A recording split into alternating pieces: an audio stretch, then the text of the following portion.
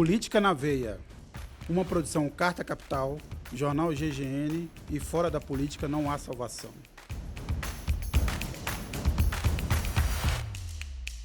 Olá, bem-vindos a mais um Política na Veia. Terminaram lá os 2 dias de reunião nos Estados Unidos para avaliação do tarifaço, lembrando que o Trump voltou a ameaçar o Brasil com 2 níveis de tarifa, né, um de 25%, com base naquelas acusações que continuam sendo muito, para não dizer falsas, que elas são mesmo, mas imprecisas, aumentos desmatamento, problema de combate à corrupção, PIX e todas essas coisas, e mais aqueles 12,5 que ele quer aplicar para o mundo inteiro e tal.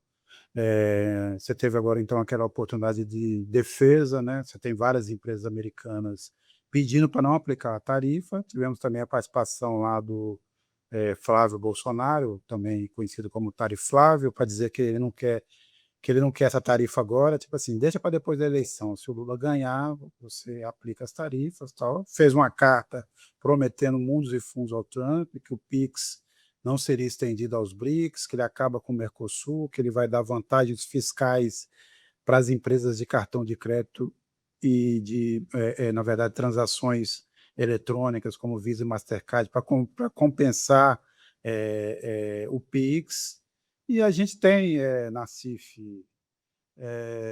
isso tudo me parece uma encenação, isso parece tipo aqueles julgamentos da época da ditadura brasileira, é uma coisa pro forma, para parecer que é algo legal e que a participação tem, que os acusados têm alguma chance de defesa, mas isso tudo parece carta marcada. Agora, essa é a minha impressão, mas a minha pergunta para você é se você vê alguma margem para, pelo menos, aumentar, vamos dizer assim, a lista de exceções no eventual tarifaço, e como é que você está vendo essa discussão?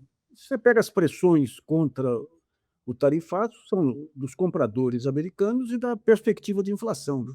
Agora, quando você vê os argumentos utilizados pelos brasileiros, é um horror, né, é um horror que não digo que são argumentos racionais, mas que mostram essa vocação mercantilista do Brasil aí, né. Todos os argumentos são o seguinte: "Ó, se você vamos pegar o café em pó. O café em pó é importante como insumo para tal produto nos Estados Unidos. Então todos os produtos que eles estão querendo que tire da lista são aqueles que são insumos para a produção americana. Pega o suco de laranja. O suco de laranja brasileiro serve para movimentar toda uma cadeia lá de refrigerante de laranja dos Estados Unidos. É, então, a argumentação vai ser em cima disso, né. Aquele negócio, mesmo ganhando se perde, né, mesmo ganhando se perde. E mostra aí que os Estados Unidos, um país mais que era o mais industrializado, a maior potência do mundo, volta a praticar políticas protecionistas, enquanto o Brasil continua à mercê aí desse semi-liberalismo. Eu acho que tem 3 grandes correntes aí de interpretação nesse tarifaço ocorrendo sobre a seção 301, né.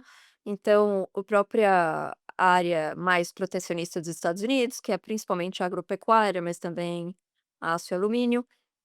Tem as empresas brasileiras, né, Cenif, Expo, Klabin, que são contra o tarifaço e estão lá com argumentos técnicos contra isso e estão, com algumas reservas, com relação à fala do Bolsonaro e do Figueiredo. Então estão tentando ir para um ataque muito mais técnico e despolitizar esse debate, né. As empresas brasileiras dão a mão para importadores americanos que também sofrem com essas tarifas, né, porque eles têm que fazer, principalmente as grandes, varejistas dos Estados Unidos, né, que já tiveram muitos problemas aqui, a gente tem que repassar as tarifas para o consumidor e ter queda em vendas, né. E a terceira grande, que é o Flávio e o Figueiredo, né, que estão propondo basicamente ali, convencer, pelo menos no a gente ainda eu não tive acesso ainda ao que eles foi falado de fato, mas pelo menos a manifestação do gabinete lá do Flávio, convencer Washington que o tarifaço virou um trunfo eleitoral de Lula, né, e deixar isso para depois das eleições. Isso está explícito no que ele vai dizer, né, no oral, no tarifaço. E ele está se colocando como um negociador mais hábil e um negociador mais pró-Estados Unidos. Então, nem parece que o que ele vai falar ali é destinado ao povo brasileiro, porque ele fala de interesses econômicos dos Estados Unidos, né, incrivelmente, né. E ele usa esses argumentos, ele usou o argumento colocando várias pesquisas ali, a Paraná Pesquisas, a Intel, que o Trump sempre que o desculpa, sempre que o Trump aumenta a pressão sobre o Brasil, o Lula ganha nas pesquisas eleitorais. Ele também ataca as tarifas, mas ele ataca de uma maneira, assim, com luva de pelica. Ele coloca aqui que o que já foi implementado, né, na época ali do IEEPA, que foi cancelado pelo Supremo, não eliminou nada, não eliminou problemas, com o judiciário, então ele fica atacando a eficácia dessa medida. E depois ele faz, a defesa bastante substantiva das sanções individuais, então ele fala lá, é como se fosse propondo um trade-off para os Estados Unidos. Deixa eu te fazer esse tarifaço que tá dando votos para o Lula e vamos voltar para as sanções individuais. Ele fala em Magnitsky, fala em outros tipos de sanção individual, ele volta a atacar o Supremo e tudo mais. E ele se apresenta, né, reforça que ele é um pré-candidato e se apresenta como um parceiro estratégico dos Estados Unidos, né. Eh, Acho que é um pouco disso que se trata eu quero ver muito as perguntas que vão ser feitas a eles, mas não vi essa transcrição ainda, né, para ver para que lado lá a equipe do Instituto de Comércio está falando. A gente teve um painel interessante também com o professor Gustavo Pessoa da FGV defendendo o PIX, né, eh, mas não só ele defendeu o PIX, mais esclarecendo do que se trata o PIX, né, mas também, uma ONG de direitos dos consumidores dos Estados Unidos, do lado do Brasil, defendendo que o Pix é uma estrutura pública digital, assim como tantas outras, assim como energia, assim como tantas outras serviços públicos brasileiros, né, esclarecendo que ele nem é o maior, que ele é muito menor que a China, mas ele é um exemplo de sucesso. Por quê? Por causa da adesão de pessoas e empresas ao Pix, né. E a gente também teve o Gustavo Pessoa propondo até um que haja uma integração entre o Pix e o FedNow, que é também um projeto do Banco Central americano, que haja uma integração entre eles, isso que beneficiaria os 2 países. Então, foi bem interessante ver, também essa linha que o governo que o professor da FGV adotou. Sobre o governo, a princípio, eu vi que o governo não estaria, né, nessa que é uma uma audição pública ali, né, meio pro forma mesmo, da seção 301. Eu vi que o governo não estaria lá, porque a principal discussão é diplomática entre os 2 governos, Brasil e Estados Unidos, mas parece que o Mauro Vieira mandou, uma carta por escrita para ser lida. Lembrando que a gente está falando da seção 301. Paralelo a isso, a gente também tem umas discussões até sobre o trabalho forçado. Meter um pouco, então começa com a 301 e depois vem sobre o trabalho forçado, que é mais global, que se trata de 60 países que o Trump está acusando de não terem legislações que, eh, sejam mais efetivas a se evitar, trabalho escravo, trabalho forçado, e 54 dessas 60, os Estados Unidos já apontou que vão ser prejudicadas com uma tarifa um pouco maior ainda, de 12,5% também, mas aí a gente já vê uma competição mais econômica com a China por trás disso, né, então, ampliar o alcance da política comercial americana, usando tarifas comerciais, mas de fundo também geopolítico, né, ele quer atacar a China e os países que comercializam produtos terceirizados, por exemplo, da China, né. Olha, eu teria muito pouco a acrescentar, né, ao que já disseram aí o Nassif e a Gisele, né. Eu acho que realmente, o que a gente tem, evidentemente, é uma jogada política do governo Trump, que não é específica com o Brasil em parte, né, porque afinal de contas essas medidas tarifárias estão sendo tomadas contra vários outros países, né, e depois daquela derrota sofrida na Suprema Corte, ele recorreu a esse outro expediente para poder aplicar as tarifas sem um questionamento mais frontal, né, com uma base jurídica um pouco mais consistente. Mas aquilo que, digamos, nos interessa especificamente é o papel da família Bolsonaro e particularmente do candidato à presidência da República, né, do Flávio Bolsonaro, nessa história. E é muito curioso, né, porque, além dele deixar muito claro que a preocupação dele, de modo algum, é com o tarifaço propriamente dito, mas é com o timing do tarifaço, em função não dos danos que isso provoca ao Brasil, mas dos danos que isso provoca à candidatura dele, né, o que a gente vê é que esse processo todo está acarretando mais um prejuízo significativo à candidatura presidencial do Flávio Bolsonaro.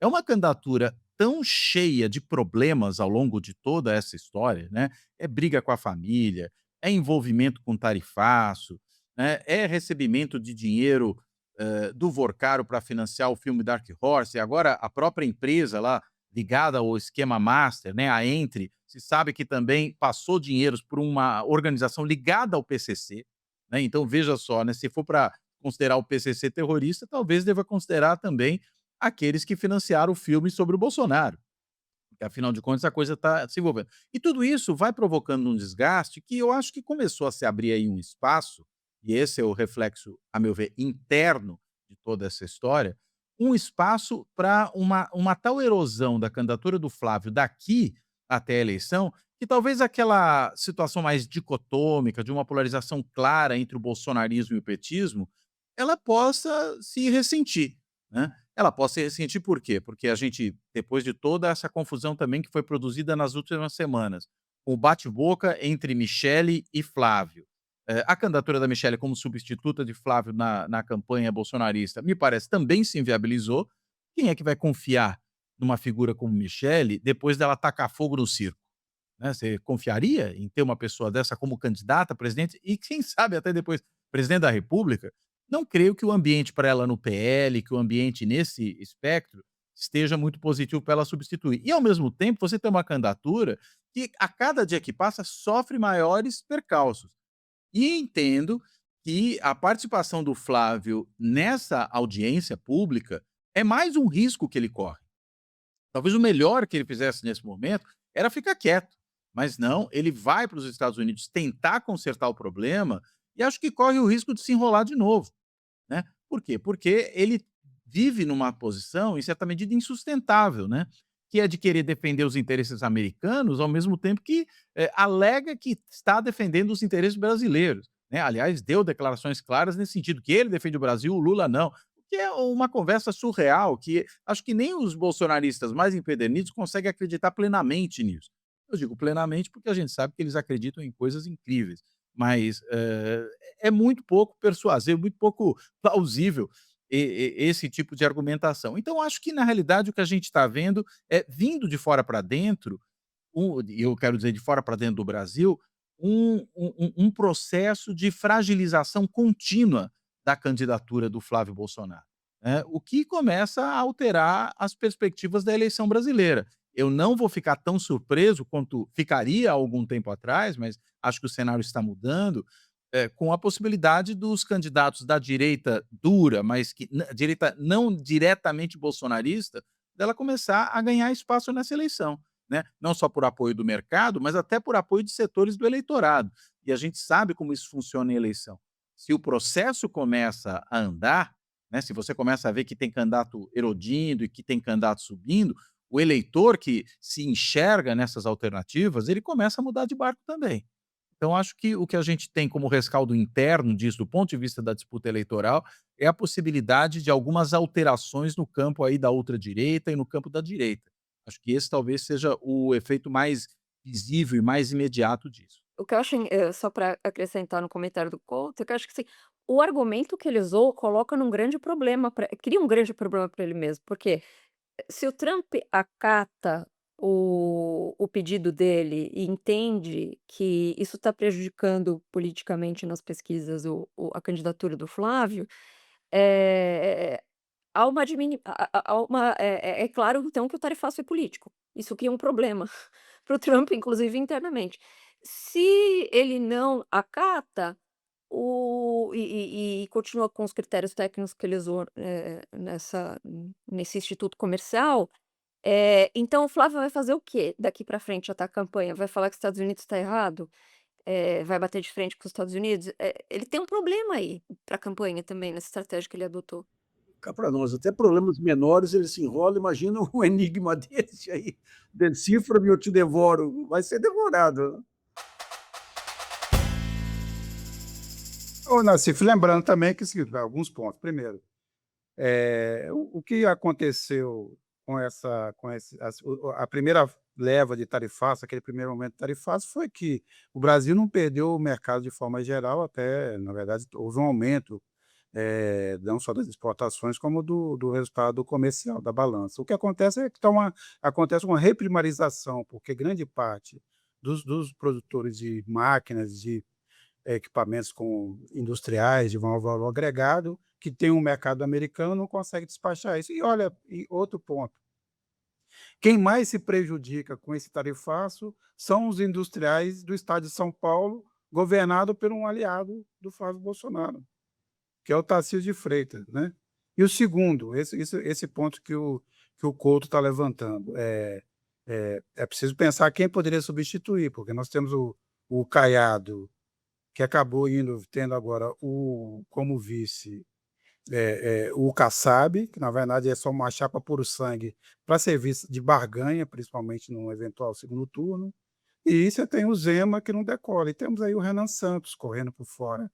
Aí a pergunta é, quem é que ocuparia esse espaço hoje, nesse caso de diluição ou de enfraquecimento da campanha do Flávio Bolsonaro? Eu ainda acho que, obviamente, difícil pensar nisso nessa altura, está muito cedo ainda, mas também acho que se alarga um pouco a possibilidade recusada ou rejeitada até certo ponto de uma vitória do Lula, eventual vitória do Lula no primeiro turno, a depender de como esse processo vai se encaminhar.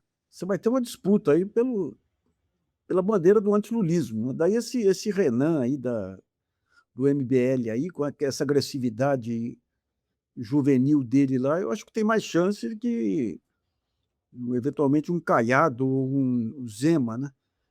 Mas é um jogo. Agora é interessante também esse movimento da Michelle. O Couto acha que ela perde a confiança pelo fato de dar um tiro aí no.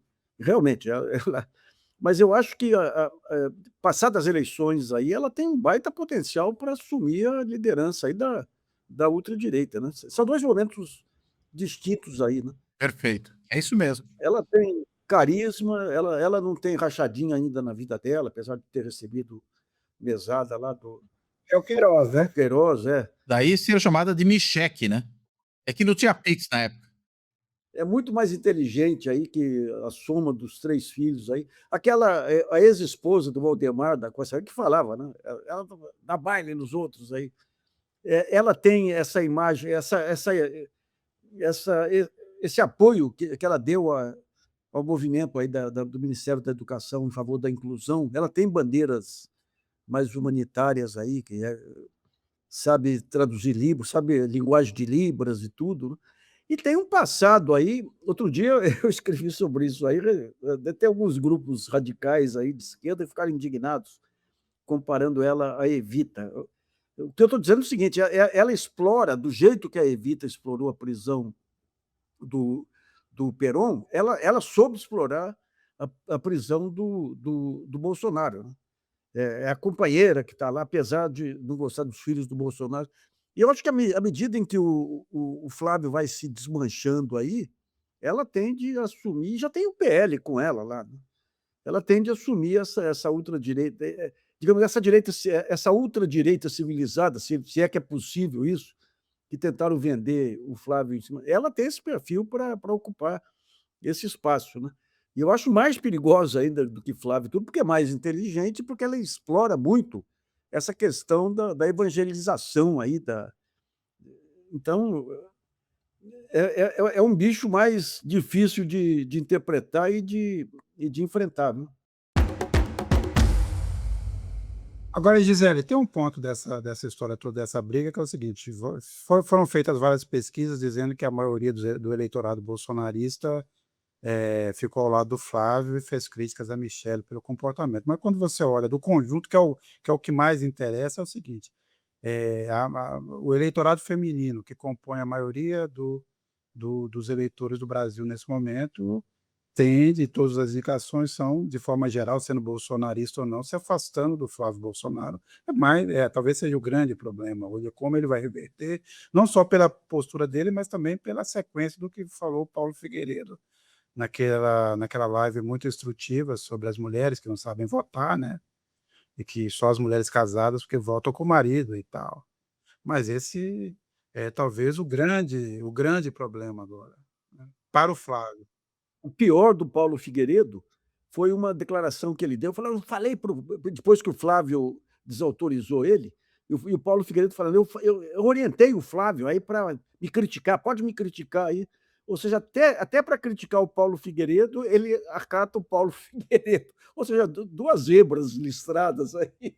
E o Paulo Figueiredo, pelo jeito, não ajudou muito nisso também, né? Porque ao dizer que o Flávio só o criticou porque ele mandou criticar, tira do Flávio qualquer possibilidade de fato ser percebido como alguém que tem vontade própria, né? E que tem alguma convicção em relação a esse assunto, né? E que cada um deles tem um papel, né. O que Eduardo não pode falar, porque está aqui nos Estados Unidos, mas também é filho de Bolsonaro, o garoto de recados foi o Paulo Figueiredo. E abriu publicamente que está ajudando o Flávio, é uma coisa assim, bom, Ou seja, é a altura do ele está à altura do avô. É um é um digno herdeiro aí das burradas do avô. é. Mas eu acho que o que está em jogo aqui, nessa eleição, são muitos jogos dos indecisos, né, para o Flávio e para o Lula. Esse é o voto que está sendo disputado. E eu dei uma olhada na Atlas Intel e o Flávio perdeu 10 pontos percentuais entre mulheres entre maio e julho, principalmente as evangélicas. Então o vídeo, a Michelle, o vídeo do Paulo Figueiredo, ocorreu num momento que as pessoas é uma grande fragilidade da campanha bolsonarista, o público feminino. É nesse momento que acontece isso. Então não se tratou apenas de uma frase infeliz ali do que o Paulo Figueiredo falou. Mas ele está atacando a racionalidade do voto feminino, né, e ele está sendo mais sutil, porque não está atacando o sufrágio universal, mas ele está dizendo que, trazendo aquele voto patriarcal. Mas olha que vai ser o próximo passo, viu, Gisele? É o próximo passo deles, atacar o sufrágio universal. Não se. Não, aliás, alinhado com o que está acontecendo também nos Estados Unidos, né, Vitor? Sim, alinhado com o que está acontecendo. Então, mas eles são isso, né, eles são os brokers, eles são os intermediários de uma extrema direita lá e aqui, e essa extrema direita ela é extremamente flexível e eficiente em traduzir o que acontece aqui para cá e aqui para lá, né. Claramente é isso que eles estão fazendo nos Estados Unidos. E também é típico, de movimentos populistas, quando eles começam a perder determinados segmentos, eles atacam a racionalidade. Então não é um problema de desempenho do candidato deles, do Flávio, é um problema das mulheres e desloca a culpa para o público feminino que supostamente não sabe votar. Segundo eles próprios, né, que não tem nenhuma noção de política, de pluralidade, enfim, mas o que eles estão atacando é sim o voto estatisticamente das mulheres, que é mais progressista, principalmente quando há uma maior educação, é um público mais urbano, e os homens estão mais alinhados com o campo conservador. Isso acontece no mundo inteiro, é o tal do tô generalizando aqui, mas é o tal do gender gap, que é fato, que está acontecendo. Então você desqualifica esse voto falando que o voto é mais emocional e menos racional, como se tivesse uma hierarquia dos votos, né, segundo eles. Porque você tem essa polarização e o discurso de ódio aí que cria um racha completo na sociedade e tudo. Mas você tem uma demanda por solidariedade. Os próprios evangélicos aí, eles têm um trabalho de solidariedade, e as mulheres representam isso. Eu digo, porque quando você vê vamos pegar alguns personagens que surgiram aí nos últimos tempos aí, em campanhas publicitárias, aquele João Gomes, aquele cantor. Não é nenhum Luiz Gonzaga, mas o sucesso dele é amplo e tudo, é gente boa. Eu tenho uma prima que montou uma escola experimental da minha cidade e fez um seminário com os pais. O que que vocês querem que seus filhos sejam? Gente boa. Então, digamos, essa exploração do ódio aí tá levando agora, tá chegando ao limite. Está chegando ao limite. E o que a Gisele colocou muito bem aí das mulheres, a sensibilidade das mulheres, e a reação a essas provocações aí do Paulo Figueiredo e do Flávio, mostram que você tem uma demanda aí por solidariedade, uma demanda por uma afetividade que essa campanha de ódio do Bolsonaro acaba desgastando também, sabe. Tem um país aí, uma parte do país que quer paz aí, eles também não e parte desse país é que apoiava o bolsonarismo aí. Porque eu acho que essa é um ponto importante que você estava levantando, porque eu acho que essa é uma nova fase do discurso, da extrema-direita global, que teve um momento ali anti-imigração que foi importante, por exemplo, para eleições na América do Sul, essa agenda anti-imigração, em países que não tem problema de imigração, são exportadores de mão de obra, né. Mas agora você tem essa nova fase que é justamente colocar em xeque o voto feminino, ou seja, com defesa inclusive de que ele seja proibido, né, isso está se espalhando também. A gente já tinha falado até disso em outro programa, né, Sérgio, você tinha me provocado com isso. A gente estava falando especificamente dos Estados Unidos, e nos Estados Unidos a gente tem várias, frentes, o SAVE Act do Trump, que está propondo, é um projeto de lei ainda, mas algumas alterações para essas eleições, e uma delas é dificultar o voto feminino, na medida que você exige mais documentos, principalmente para as mulheres que mudam o nome, né, de solteiras para casadas, mas também mulheres que sofrem violência, e mudam o nome, então exigir mais documentos. A gente teve o J.D. Vance, que é o vice-presidente, falando da Childless Cat Ladies, como se fosse uma mulheres, sem filhos e com gatos, né, como se fosse um sinônimo de decadência nacional, esse tipo de mulher que não é casada e que vive sozinha, assim. E você tem também um grande movimento das tradwives, as mulheres retomarem a serem mulheres tradicionais, né, aquela imagem da mulher da década de 20 e 30 também tá forte, e tem também uma Michelle Bolsonaro aqui bem forte, que é a viúva do Charlie Kirk, que parece que tá cada vez mais fazendo eventos políticos aqui e ali nos Estados Unidos. Uma das figuras também contra o voto feminino é o Pete Hegseth, ele tá perseguindo as mulheres, ali, ele é o ministro da guerra no âmbito militar, mas ele é muito ligado às igrejas evangélicas conservadoras. Tem um pastor que chama Doug Wilson, chegou a defender que a 19ª emenda dos Estados Unidos foi um erro, foi uma ideia ruim. A 19ª emenda é aquela que pôs um ponto final, não um ponto final definitivo, mas mais importante, na guerra das sufragistas dos Estados Unidos, que, disse que o voto era independente de sexo, de gênero, né. E tem também uma discussão aqui sobre o que chama household voting, que é o voto do patriarcado, né, o voto por domicílio. Quem definiria seria, obviamente, o homem, o cabeça do domicílio. Então, é um retrocesso que eu fico até constrangida de dizer isso em voz alta, mas é isso aqui que está acontecendo. E como eu disse até da outra vez que a gente tocou nesse assunto, eu levo isso muito a sério. E isso é uma reação política ao aumento da autonomia feminina, porque a mulher também não quer só votar, a mulher está se metendo em ser candidata, a mulher está pressionando os partidos políticos para ter candidaturas de fato, e ela quer ser eleita já.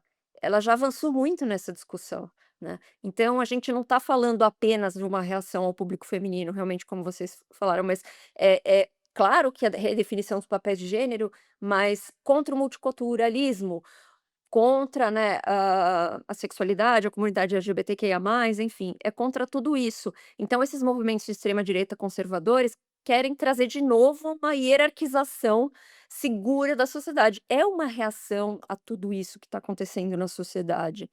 Os movimentos feministas, que falam que o lugar de mulher é também na política, ainda são muito revolucionários. Este papel da Michelle Bolsonaro, da Damares Alves, é um feminino conservador politizado, que não rompe com esses papéis tradicionais de gênero, mas amplia um pouquinho. Então, a mulher pode estar também na política, né? Mas ela continua circunscrita ao espaço privado. Este espaço privado de cuidadora da família cristã é o que legitima ela poder ir para o espaço público. É apenas isso que esse movimento dessas mulheres estão falando. Ele não é de forma alguma revolucionário, como é de fato o movimento feminista, né. E acho importante a gente dizer também que na fala da Michelle, ela tem uma fala messiânica, né, que ela tá ali, porque foi Deus que colocou ela ali, não só pelo partido político, se coloca até acima do partido político, né, muito típica de movimentos populistas, né. Ela foi escolhida, ela usa essas palavras.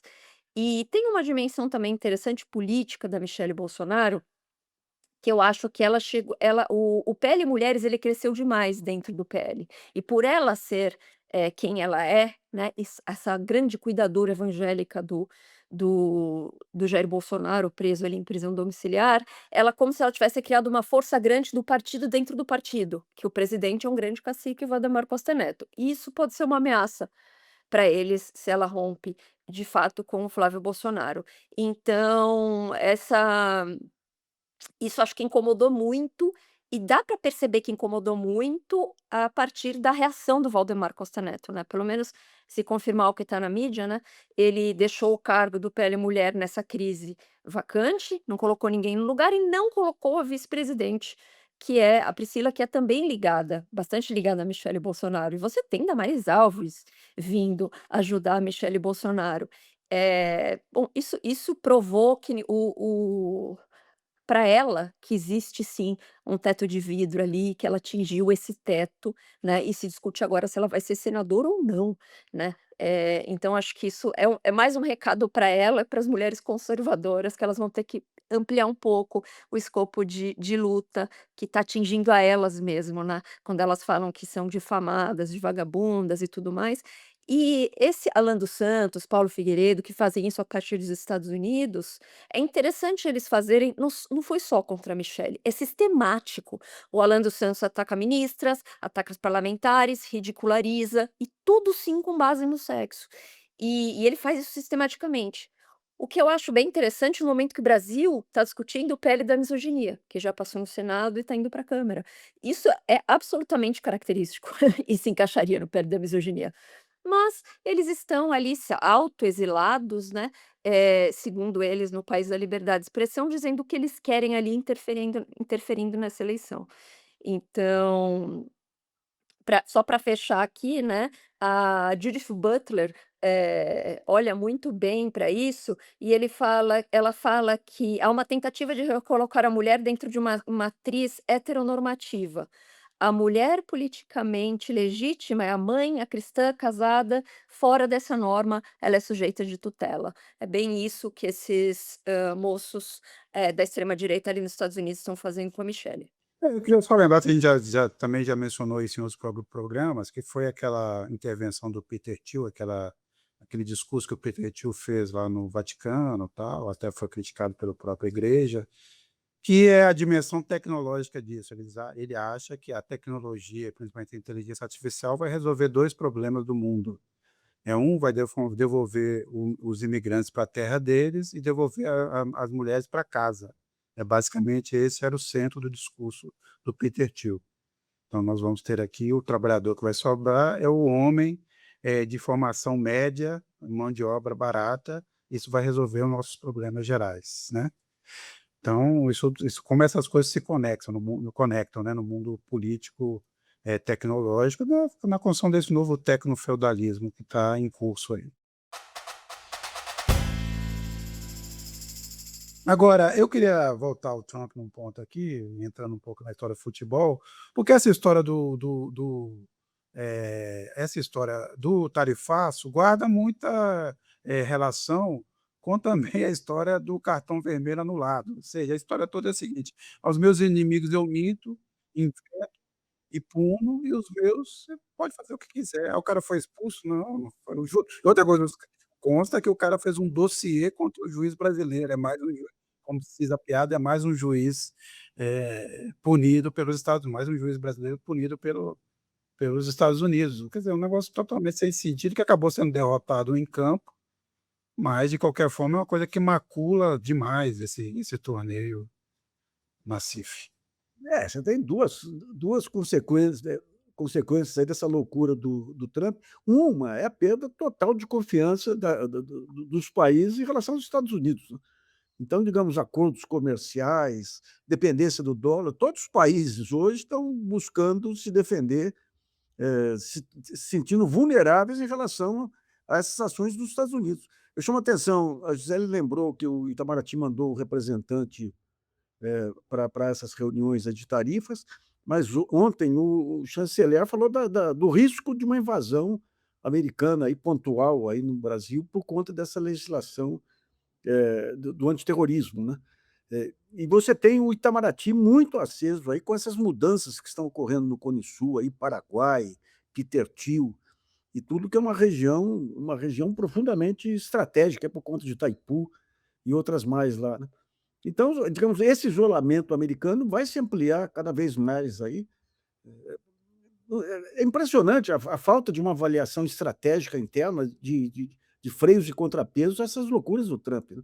Quando ele vai, sequestra as reservas da Venezuela ou da Rússia e tudo, ele coloca em xeque todo o sistema monetário baseado no dólar, fortalece as alternativas. Quando ele acaba com o multilateralismo da ONU e tudo, ele fortalece substancialmente o multilateralismo proposto pela China, né. Então, o que resta a ele aí? Digamos, em relação à América Latina, em relação ao Brasil, o que ele tem a oferecer ao Brasil para se contrapor à entrada da China aqui? Nada, a não ser uma interferência militar aí, coisas do gênero, né. Então, digamos, um modelo e é interessante, né, que quando você pega, toda a diplomacia americana no pós-guerra, apesar de algumas ameaças aí que havia aos países que apoiaram o eixo, toda essa diplomacia foi baseada na definição de modelos de desenvolvimento aqui para a América Latina e para os quintais dele aí, que fortalecesse a produção americana. Quer dizer, eu acho que a gente comentou outra vez que o Rockefeller, quando vem aqui e oferece um plano de urbanização para São Paulo, ele queria impor o rodoviarismo. Quando ele consegue convencer o BNDE, na época lá, a colocar a maior parte do imposto único sobre lubrificantes para o rodoviarismo, ele faz a mesma coisa. Quando ele estimula os bancos de investimento aqui no Brasil, é que seriam conectados ao sistema financeiro norte-americano, em contraposição ao sistema britânico, aí que já estava em decadência, né. Tudo isso aí foi jogado fora pelo Trump, né. Ele volta ao tipo de colonialismo que havia na Inglaterra em relação à Índia e outros mais. Isso aí acaba levando a questão da segurança nacional em relação aos Estados Unidos como um ponto que os países haviam abandonado, né. Você tem aqui forças armadas que todo o treinamento é feito nos Estados Unidos, equipamento nos Estados Unidos. Hoje você vê em alguns portais ligados aí a militares discutindo o que aconteceria se houvesse um conflito com os Estados Unidos. Então você vai ter esse é o elemento que está mudando o orçamento, Lula falando em aumentar a parte da defesa aí, que vai impactar tecnologia no Brasil a partir da indústria de defesa, que vai exigir uma aproximação cada vez maior com os BRICS, independentemente das ameaças que vêm, aliás, em função das ameaças que vêm, né. É um redesenho total aí, e você tem no maior país do mundo desgovernado, né, como um cérebro bolsonarista comandando ele, né.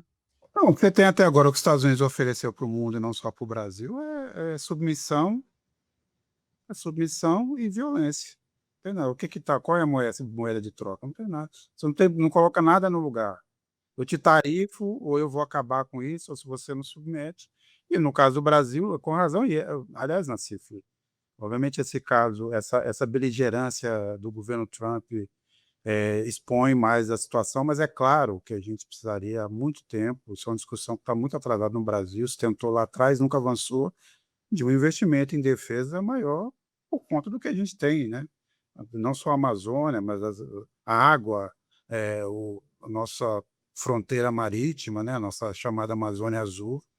E a vulnerabilidade digital aí que é terrível, né. Sim, né?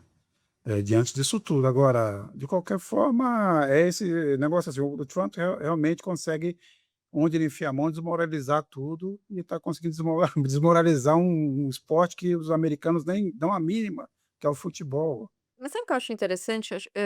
Foi a construção veio muito junto com a comemoração dos 250 anos na Copa do Mundo dos Estados Unidos. Então veio um mundo muito no momento que os Estados Unidos estão discutindo esse novo patriotismo nacionalista branco, né. E o Trump foi perdendo apoio às comemorações, que caíram bem no dia do aniversário dele, as comemorações da independência dos Estados Unidos, porque foi ficando caracterizado que as comemorações seriam altamente politizadas, diferente do que se espera, né? É para comemorar a história, não é para comemorar nenhum partido político. É para comemorar a independência da Grã-Bretanha, né? E se tornou alguma coisa de cima para baixo que veio da Casa Branca, né? E quem não apoiava o Trump foi saindo, artistas, cantores, foi um processo meio assim. E virou uma grande discussão sobre o que é ser americano em 2026. Foi incrível, assim, e no momento em que a Copa entra, é como se fosse 2 Estados Unidos, essa de cima para baixo, essa disputa desse novo patriotismo, e a Copa do Mundo trazendo espontaneamente um patriotismo mais plural, onde você viu os americanos do lado dos estrangeiros, defendendo seus povos de igual para igual ali. Foi interessante ver esses 2 momentos ao mesmo tempo nos Estados Unidos. Agora, a gente diz, ele teve essa coisa um tanto quanto constrangedora, para não dizer mais, que foi essa participação desses supremacistas brancos mascarados, tal. E eu queria só lembrar uma frase aqui do secretário do Interior dos Estados Unidos, o Doug Burgum, dizendo que o princípio da liberdade de expressão prevalece, ainda que isso torne a democracia imperfeita. Quer dizer, realmente você excluiu grande parte da sociedade americana das comemorações dos Não 250. foi só essa frase. A gente teve também ali, o Trump falando naquele episódio de Charlottesville, que os 2 lados tinham pessoas boas. E depois no episódio dos Proud Boys, em 2020 também, na eleição, ele disse: "Stand by and stay back", ou seja, quase uma convocação indireta, "Vocês esperam aí", depois ali na convocação do Capitólio, né. E a não condenação sempre dos grupos de supremacia branca, né. Eh mas eu acho que é interessante de olhar, quando o Trump entrou, ele fez um discurso ali bom, historicamente o Fred Trump, que é o pai dele, já teve na década de 70 problemas com a justiça, ele foi investigado pela FBI, porque, no mercado imobiliário ele ficou provado que ele fazia várias práticas, que é o tal do redlining dos Estados Unidos, que é toda uma prática do mercado imobiliário de você excluir a população negra de determinados bairros, né, para evitar desvalorização. E ele fazia isso. E é daí que vem o Trump, que assume o mercado imobiliário e a fortuna do pai dele. E ele usou a palavra no discurso dele, assim como ele entrou, que ele ia fazer um governo meritocrático e colorblind, que é um tipo de daltonismo racial que é racista, né, não quer olhar para a cor. Começou assim, né, o governo dele. Depois a gente viu uma série de ações que era apagamento histórico em museus da história negra, da história da escravidão do país, e eu acho que o enfraquecimento de proteções, né, estatais, de políticas de diversidade e inclusão que afetaram a população negra também, mas agora eu acho que é uma outra etapa com os patriots na rua. Agora eu acho que é um avanço, se a gente somar isso com o gerrymandering também, que é uma desigualdade política enorme que a Suprema Corte chancelou, e que vai afetar a população negra, e eu acho que a gente tem um novo momento, que é uma ocupação simbólica da nação. Os homens ali marchando, centenas de homens, que eram os cidadãos de bem aqui dos Estados Unidos, que estavam inclusive com a roupa com uma cor que é muito das escolas aqui, né, camisa branca, a calça caqui, a calça azul marinho, estavam ocupando aquele espaço, aquela foto maravilhosa ali da fotojornalista da Reuters, e a gente está falando do século XXI, vários homens encapuzados e uma menina negra sentada, quase intimidada ali naquele espaço, aquela é a ocupação do espaço, a gente está falando de 250 anos da independência dos Estados Unidos, ou seja, não se superou ainda essa herança da escravidão e está se piorando e está se voltando atrás com esse presidente, com esse gerrymandering. Não é aquela violência física, mas essa disputa pelo espaço público, e não tem como dizer que esse grupo, Patriot Front, não é fascista. Ele é branco, ele é nacionalista branco e ele é fascista. O logotipo dele é dos fascis italianos, então e institucionalizaram também a bandeira americana ali como símbolo, enfim, é uma milícia encapuzada ali. Mas eles se apresentam esteticamente como patriotas, que seriam os homens de bem dos Estados Unidos. Eles usam o faixa como símbolo? O mesmo faixa dos fascistas? Eles fizeram um logotipo inspirado no facho. Um faixa. O slogan deles é Reclaim America, que é muito ligado ao Make America Great Again e que lembra, claro, a teoria da grande substituição, da extrema-direita, ou seja, a ideia de que a América foi tomada por pessoas, de fora, imigrantes, judeus, negros, e que, isso gerou um grande ressentimento e a América precisa retomar quem são os estadunidenses de fato, né. Essa ideia que está por trás desse grupo. Agora, Cláudio Couto, para você qual foi mais, o que é o maior vexame? Essa história dessa interferência do cartão vermelho ou o desempenho do Neymar? Quer dizer, o sujeito entra, dá um pontapé no outro, briga com o goleiro e chora. Não, quer dizer, e depois senta, chora e reza, como qualquer cidadão de bem brasileiro. Quer dizer, o cara, 5 minutos depois de abrir todo tipo de agressividade contra o outro, ele chora e senta e reza, como se fosse uma vítima da situação. E recebe uma carta do papai. Uma carta do papai dizendo a ele que ele deve seguir em frente, continuar com a alegria dele, jogando futebol, porque antes de tudo é meu filho, né? Algo mais ou menos nessa linha. Não, foi ridícula, né, a participação do Neymar nessa Copa, como a gente imaginaria que seria mesmo, né?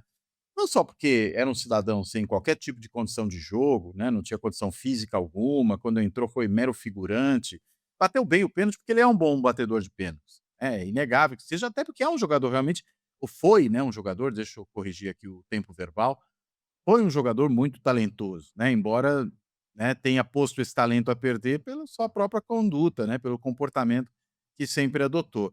Mas perto da interferência do Trump, o Neymar é quase um santo, né, porque essa interferência do Trump, essa ligação, né, para o presidente da FIFA, para dizer que era preciso reverter o cartão vermelho, e a suspensão, né, no caso do cartão vermelho, o cartão propriamente dito dado em jogo não, né, o achaque ao juiz brasileiro, né, que é um bom árbitro, é bom que se diga, é um árbitro que dentre a arbitragem brasileira até se destaca, né, uma figura que já atuou a outra Copa do Mundo, esteve agora de volta, teve uma boa atuação nesse jogo, né, acho até que poderia ter expulso direto, acho até que o jogador, coitado, ele é o menos culpado dessa história toda, até porque ele foi expulso, né, não foi por causa dele que a FIFA tomou essa decisão, foi por causa tanto da pressão do governo Trump quanto da subserviência do Infantino, que é bom lembrar que é um sujeito que já concedeu ao Trump aquele prêmio Nobel da Paz,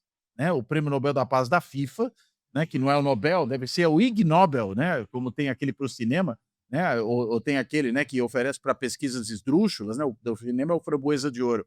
A gente tem agora o prêmio da Paz da FIFA, que mostra o quanto a FIFA não é uma organização que se deu respeito, né? Apesar do evento ser um evento fantástico, tem uma larga tradição, é lamentável, né, que seja conduzida dessa maneira. E claro que isso maculou a imagem dessa Copa do Mundo, o que já vinha sendo maculado por outras ações. É bom lembrar do tratamento a que foi submetida a delegação iraniana, né, que foi obrigada a se hospedar em outro país, para poder depois viajar e fazer os jogos em território americano. Você teve gente da delegação, pessoas que trabalhavam com o time, que diferentemente do que aconteceu com os demais, foi proibida de entrar no país. Ou seja, foi tudo errado, né, do começo ao fim, naquilo que se refere à participação do governo Trump nessa Copa do Mundo. E esse aí eu diria foi o ápice da coisa, né, por conta da, inclusive, disfarçatez com que ele faz isso, se gabando de tê-lo feito, né. Ele foi a público dizer que tinha ligado, o presidente da FIFA precisou confirmar que havia recebido a ligação, porque também imagino, né, ia dizer o quê? "Não, o Trump está mentindo, ele não me ligou", jamais faria isso. Então foi obrigado a reconhecer, mas dizendo que não, a decisão ocorreu por outros trâmites, né. E claro, né, que, aqueles que são, adoradores do trumpismo, do bolsonarismo, estão achando que é verdade, né, que tudo foi dentro das 4 linhas da Constituição, alguém vai dizer, né. No caso da Constituição da FIFA, né, julgou como teria que ser julgado, mas evidentemente não foi, né. Então acho que é mais um sinal, né, de como esse governo se comporta, é um governo que tem a percepção, e claro, começando pelo próprio presidente, de que tudo que ele quiser fazer, ele pode fazer, porque simplesmente ele tem mais poder que os outros, né? Não há qualquer tipo de limite, não há qualquer tipo de moralidade. A própria moralidade é determinada pela sua própria vontade. Então, é lamentável que isso aconteça na Copa, mas acho que é preciso ser observado dentro de um contexto mais amplo, né. Se fosse só a Copa, talvez o problema não fosse tão grande, né, seria péssimo para o esporte, péssimo para o futebol, mas a questão é que isso opera em outras esferas da vida e tem produzido estragos muito significativos. Agora, Nassif, voltando a um ponto aqui que a gente acabou não discutindo, na semana passada a gente não conseguiu fazer o programa por motivos de força maior, como se diz por aí, mas a gente deixou passar esse assunto que foi a revelação do perito da Polícia Federal, que estava lá montando planilhas com informações sobre o Alexandre de Moraes e sobre o Dias Toffoli, basicamente para vazar, né? Isso foi um ponto importante, aliás, um ponto que tanto você com muita constância, a Carta Capital também tem registrado, que foi essa tentativa de transformar de novo essa investigação num escândalo, no caso do Master, e uma coisa meio lavajatista. Aparentemente, isso acaba sendo contido com essa revelação. Eu fico em dúvida aí, porque, quer dizer, confirma aquela suspeita que era um policial lavajatista, que era esse perito, com uma jornalista lavajatista, né.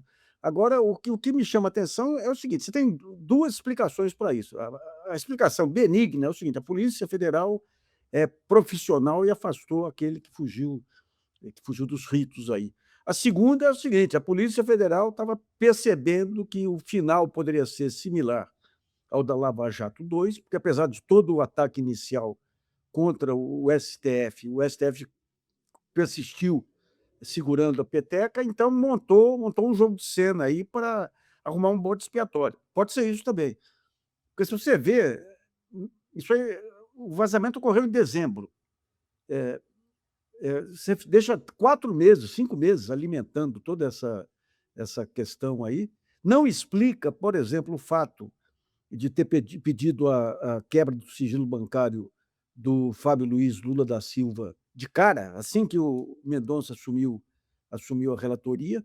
Isso aí não foi esse fiscal, esse perito que conseguiu acesso lá, o sujeito que estava em Vilhena, lá no fim do mundo, conseguiu acesso a isso. Então eu não sei, para mim eu tenho dúvida ainda se foi uma tentativa de mostrar profissionalismo que a Polícia Federal tem demonstrado em outras operações. Ou se foi encontrar um bode expiatório aí para reverter, digamos, essa impressão de que eles estão querendo ser uma Lava Jato 2. Porque não adianta, você começa com uma operação dessa, tendo apoio dos jornais, você fortalece as corporações. As corporações ganham poder, podem até investir contra ministros do Supremo, atropelam hierarquias. Então para mim não tá bem explicado ainda se foi realmente o perito que fez isso, e essa demora em encontrar o perito, tudo, se não foi uma jogada para tentar impedir. Já conseguiram, no primeiro momento, tentar deflagrar a Lava Jato 2, de alguma forma ainda não se conseguiu, porque já teve a 1, né. Então muitos jornalistas lá que foram pontas de lança aí da Lava Jato 1 já tinham feito sua penitência aí, nunca fizeram autocrítica, tudo bem, mas já estavam no outro mundo. O próprio Globo lá, agora você vê, tudo isso reverte com a gravação do Flávio Bolsonaro pedindo dinheiro para o Vorcato. Essa gravação não veio pelos canais conhecidos aí de vazamento, que é Globo, Veja e tudo, veio por um veículo alternativo, que é o Intercept. Então, mais uma vez, uma dupla leitura aí. Será que foi o grupo de trabalho aí da operação que vazou para tentar conter, digamos, essa ofensiva contra governo, tudo, e vendo que tinha coisas do Flávio Bolsonaro, ou foi algum dissidente que vazou para o Intercept o caso do Flávio Bolsonaro? Então, a Polícia Federal vai ter que demonstrar muito mais profissionalismo aí para perder. Não houve autocrítica, não houve o expurgo dos policiais que abusaram na Lava Jato, todos aqueles do Paraná. Eu fui 3 vezes no Paraná para depor lá por processos abertos por eles lá. Uma coisa horrorosa, sabe? Fui 3 vezes depor aqui na Polícia Federal, como testemunha, aí, porque eles queriam pegar dissidentes da Polícia Federal. Fizeram um angu internamente, e dentro da Polícia Federal tem um partido político terrível, que é a Associação dos Delegados da Polícia Federal, que se sobrepõe aos demais setores da Polícia Federal e tem essas ambições de poder aí, né. Então, não sei, foi um bom sinal de que, pelo menos, a reação à Lava Jato 2 deu algum fruto aí, né, mas eu ainda não acredito na isenção da Polícia Federal. Ainda tem um esforço para tentar também mostrar que esse é um escândalo suprapartidário e é um escândalo do sistema.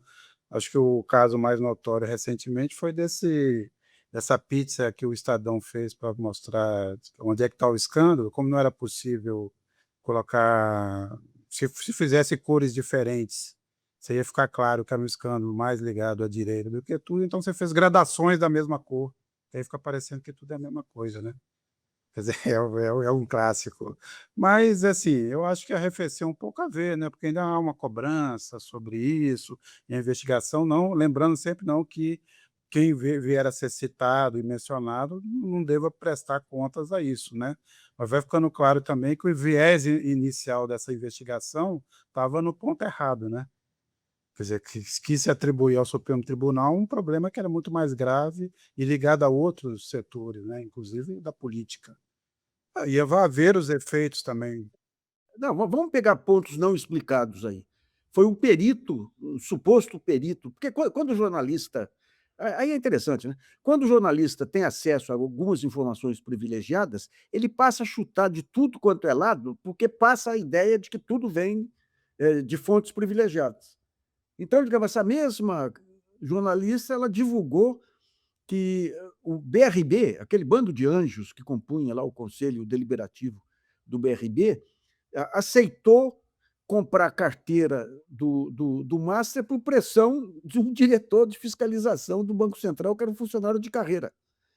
O su Expuseram o sujeito aí.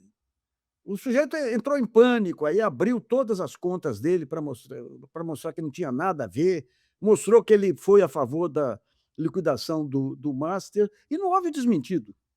Então, você tem 2 fatos, quando você tem os vazamentos, você tem esses 2 fatos. Primeiro, tudo que vem de vazamento ganha um status aí que sai do contexto. Quer dizer, quem vaza determina qual que é o caminho da cobertura jornalística. Porque quem sai na frente com os furos aí determina a narrativa, digamos assim. E depois, em cima disso aí, você pode jogar qualquer merda lá que passa como se fosse informação específica, privilegiada aí da operação, né.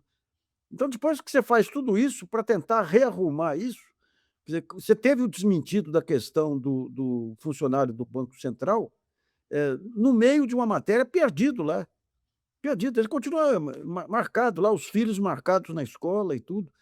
Então isso que me irrita muito, que não tem nenhum respeito por direitos individuais, sabe. Você sai atirando aí, pega quem quiser, sabe. Você pega o inocente, você acerta um boi ali, você acerta um lençol ali que está pendurado, qualquer coisa. Você vai dando tiro aí, e daí você alega, né. "Olha, como eu acertei tal coisa, os outros tiros são certos". Não, esse tipo de cobertura aí não é jornalístico, isso aí depõe contra o jornalismo, né. Bem, para a gente encerrar aqui, a gente vai fazer aqui um bolão rápido. Quem ganhar, vai levar o novo livro do Nassif. O Nassif vai doar. Opa! Mesmo se ele ganhar, ele vai doar. Ele vai doar. Faz uma É a autodoação. autodoação. Logo Quem você. ganha essa Copa, Gisele? Argentina. Certo. Cláudio Couto, França. Nassif? Ai, coração partido, mesmo sendo um filho de argentino, eu vou falar Argentina. Argentina. 2-2, a gente vê depois quem é que ganha. Agora, como você e a Gisele votaram do mesmo jeito, se a Argentina ganhar, aí você dá o livro para ela, tá? Não, e tem o seguinte, meu pai nasceu na mesma cidade do Messi, viu. Ah, bom. E o meu avô foi vizinho do doutor Guevara, que era um arquiteto renomado de Rosário, que veio a ter depois um filho meio rebelde. É, a gente imagina. A gente entende, então, da onde vêm as suas influências. E 2 tias argentinas que em Copa do Mundo queriam fazer a gente torcer para a Argentina. Ó, aí já é descaminho.